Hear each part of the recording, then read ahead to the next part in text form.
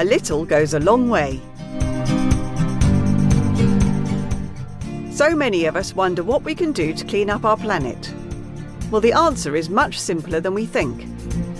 If everyone helps to keep their own neighbourhood clean, they are helping the planet too.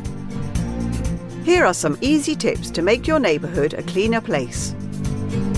You can recycle or reuse an item that you are going to throw away. Try to find another way to use things you're going to throw out.